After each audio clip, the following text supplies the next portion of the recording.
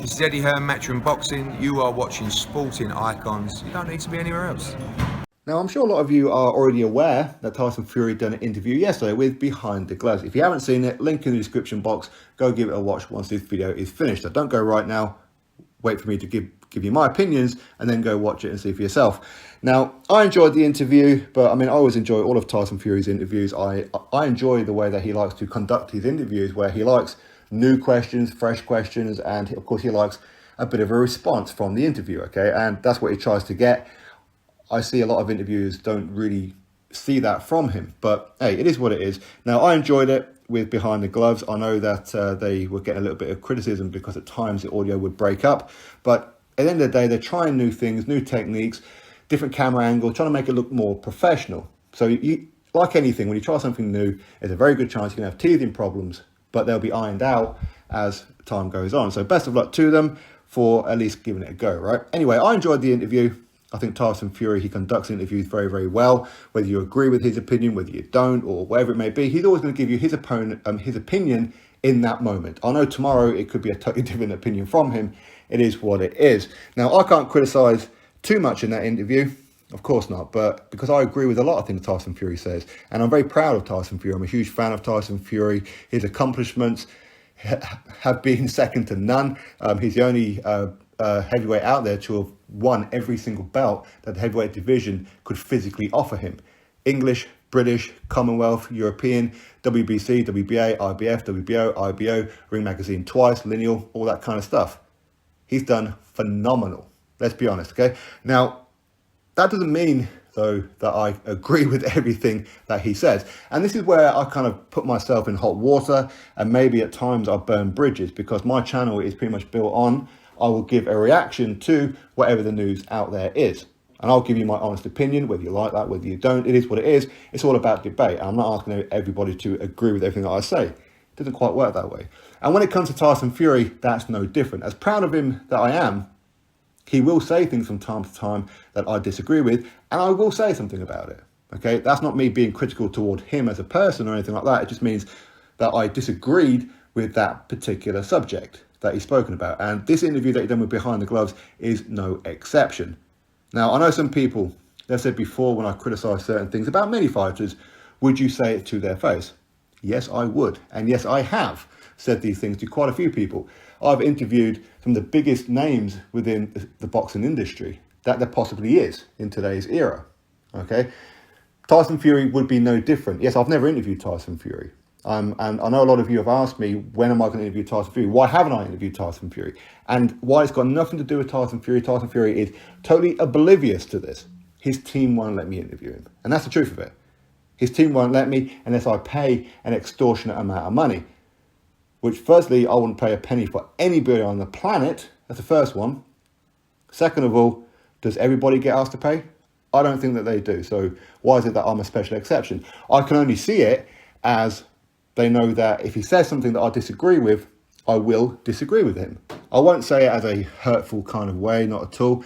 And if things do start to get a little bit out of control, or I feel my guest, such as Tyson Fury, feels a little bit uncomfortable, I'll change the subject, okay? Because the last thing in the world that I would ever want to do is make anybody who gives me their time uncomfortable. Even if I had Deontay Wilder on the channel, I wouldn't go in on him and call him all the B's, the F's and the C's in the world. I wouldn't do that, okay? I'm a bit more respectful about things. So maybe that's probably why they asked me for money. I don't know. And it's not a little bit of money, by the way. It's an extortionate amount of money. It's absolutely ridiculous. Yes, I've never interviewed Joshua either, but they've never asked me for money. In fact, they just give me the mess around. That's the truth of it. They promise me the moon and deliver a grain of sand. But at the end of the day, nobody has to do anything. So when I come to criticising certain things that Tyson Fury says, such as a certain point in this video that he done yesterday with the interview, some of his fans are quite extreme about it. Okay, they'll say, oh, you're a Tyson Fury hater, because if Tyson Fury says the sky is red, and I'll go, no, it ain't. You're a Tyson Fury hater, you're such a Matchroom fanboy, blah, blah, blah. That's what they do. They will swear to the hills and the moons and back that the sky is red because Tyson Fury said so. All right.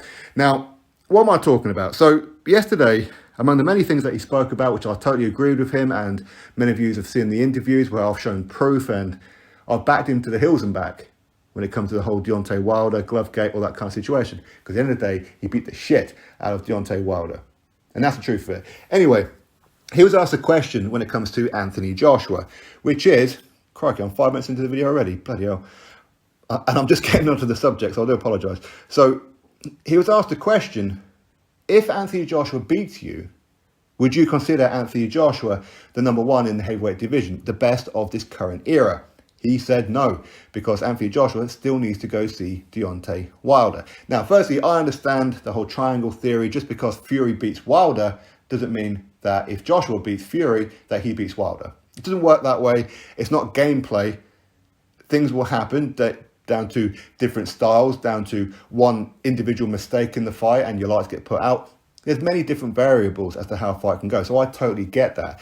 And I can agree with Tyson Fury from one perspective, other than the fact that I think Wilder, and I've said it over the past few years, he's a loss waiting to happen. I think he's overrated. Really, I do. And it's not just because Tyson Fury beat him. I've been saying it long before then, which is why he's one of the biggest duckers that there possibly ever is in the heavyweight division. It's absolute trash. But the truth is, I can understand what it is that Tyson Fury's saying. It is kind of like the triangle theory, but he's not holding that same energy for himself. That's the kind of the problem that I have with what it is that he said. And that's my only real criticism a little bit towards Michelle Joy Phelps. Although, of course, I understand when I've interviewed many different people, and some of them bigger names than Tyson Fury, but you're thinking about the next question, not necessarily what's always coming back at you. So I kind of give Michelle Joy Phelps a bit of a leeway on this one, which is what I would have said. I think I would have said, at least anyway, who knows within the moment, but I think I would have said, well, if that's not true, if Anthony Joshua beats you and you don't consider him the number one or the best of this era, then firstly, who is the number one then? Who is it? So if you're beating Deontay Wilder twice, convincingly beat the shit out of him, and Anthony Joshua beats you, then who's number one? Then could we hold the same energy for you by saying, if you beat Anthony Joshua, there are other names out there that Joshua has fought that you haven't yet, and you need to go see them. And that's exactly what it is that I would have said to Tyson Fury. If you believe that, okay, so if you beat Anthony Joshua, then we can't say you're the number one and you're the best of this era until you go see Dillian White. Automatically, Fury fans would go, but Joshua's already beaten Dillian White. Yeah, he has. But if the same rule applies, that if Joshua beats Fury and Fury has beaten Wilder, then why does Joshua need to go see Wilder? Surely Fury needs to go see Dillian White. Surely Fury needs to go see Alexander Usyk or Joe Joyce. There are other heavyweights out there. You can't just fight Klitschko, Wilder, Joshua, and then sail off into the sunset and claim to be the best of this era. You can't do that. It doesn't work that way. Lennox Lewis didn't do that. Lennox Lewis beat everybody. Literally everybody. The only person that he didn't do it with was Riddick Bowe. But he tried. He sure as hell tried, didn't he? So, for me, for Fury, I understand what it is that he's talking about. Yes, Joshua, he can't just beat Fury and then sail off into the sunset. That's not good enough, okay? While Joshua has an outstanding resume, he really does. Again, very, very proud of Anthony Joshua. I'm a huge fan of Anthony Joshua. But he still needs to go see Wilder. I agree with that. He does need to go see Wilder. Fury needs to go see Andy Ruiz Jr. He needs to go see Dillian White. Joshua needs to go see Wilder, and he needs to go see Usyk and Joe Joyce, have a rematch with Dillian White. All these kind of things. Okay, he needs to do. There are other opponents out there that both of these guys need to see before they can both sail off into the sunset to go, okay, cool. That's my resume. That's my body of work. What do you think? And it needs more than what both of these guys currently have. Wouldn't you agree? For me, as I said before, I understand what it is that Tyson Fury is saying, but at the same time, I can understand it if he's holding the same energy for himself. That if he says, just because I beat Anthony Joshua doesn't make me the greatest of this era, I still need to go see Dillian White. I need to go see Joe Joyce and Alexander Usyk and Andy Ruiz Jr. I need to go see these people too. And when I'm done with all these people, then you can say I'm the best of this era. If he's saying that about himself, then I can totally agree with what it is that he's saying about Anthony Joshua. I disagree from one perspective. Wilder does not beat Anthony Joshua. He does not beat Dillian White. He does not beat Alexander Usyk. I'm not too sure he beats Andy Ruiz Jr. I'm really not. But maybe, I don't know. The only way to be sure is see the fights, right? Anyway, that's my thoughts on it all. I know some people may be a little bit butthurt, and I do apologise for that. It actually took me 5 minutes to get to the point. It is what it is. Anyway, hope you enjoyed. Drop your thoughts below. Click thumbs up, subscribe. Catch you on the next video.